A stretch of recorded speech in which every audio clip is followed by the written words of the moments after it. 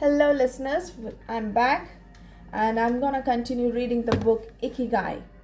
So, we are in chapter 4. If you have not heard to the previous chapters, I have put down the link below in the description section.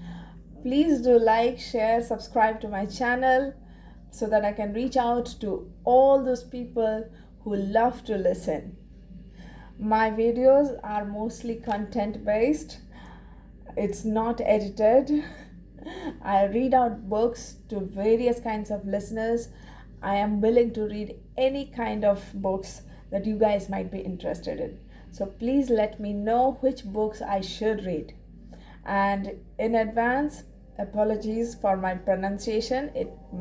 Sometimes it might not be that clear, but I'm really trying. Thank you so much for listening to me. So we'll continue reading Ikigai. What's your Ikigai? That's the question. So we are in chapter 4. Chapter 4 is about find flow in everything you do. How to turn work and free time into spaces for growth. We are what we repeatedly do. Excellence, then, is not an act but a habit. Aristotle said that. Going with the flow. Imagine you are skiing down one of your favorite slopes. Powdery snow flies up on both sides of you like white sand. Conditions are perfect. You are entirely focused on skiing as well as you can. You know exactly how to move each moment. There is no future, no past, there is only the present. You feel the snow, your skis, your body, and your consciousness united as a single entity. You're completely immersed in the experience, not thinking about or distracted by anything else. Your ego dissolves and you become part of what you are doing. This is the kind of experience Bruce Lee described with his famous "Be water, my friend." We have all felt our sense of time vanish when we lose ourselves in an activity we enjoy. We start cooking and before we know it, several hours have passed. We spend an afternoon with a book and forget about the world going by until we notice the sunset and realize we haven't eaten dinner. We go surfing and don't realize how many hours we have spent in the water until the next day when our muscles ache. The opposite can also happen. When we have to complete a task we don't want to do, every minute feels like a lifetime and we can't stop looking at our watch. And the quip attributed to Einstein goes, put your hand on a hot stove for a minute and it seems like an hour. Sit with a pretty girl for an hour and it seems like a minute. That is relativity. The funny thing is that someone else might really enjoy the same task, but we want to finish as quickly as possible. What makes us enjoy doing something so much that we forget about whatever worries we might have while we do it? When are we happiest? The questions can help us discover our Ikigai. Next paragraph. The power of flow.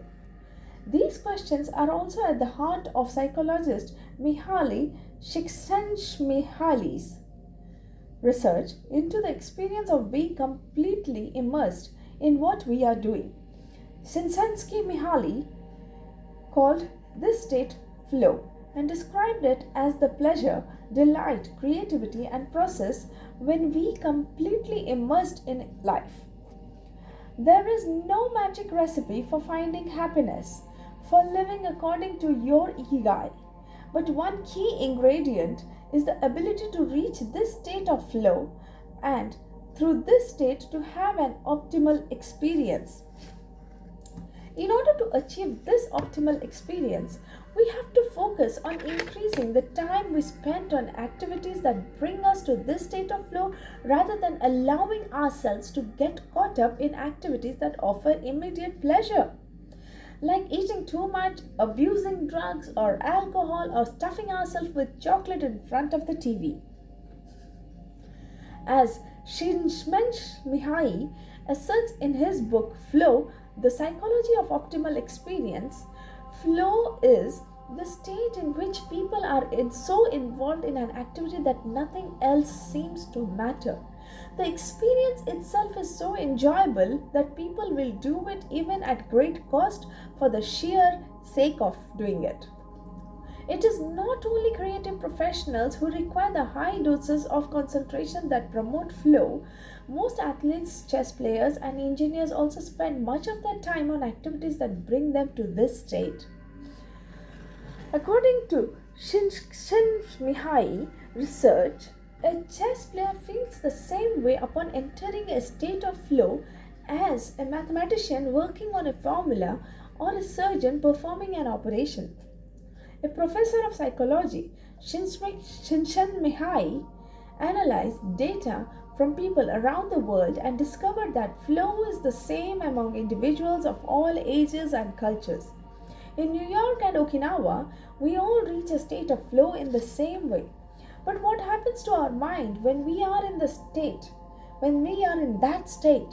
When we flow, we are focused on a concrete task without any distraction. Our mind is in order. The opposite occurs when we try to do something while our mind is on other things.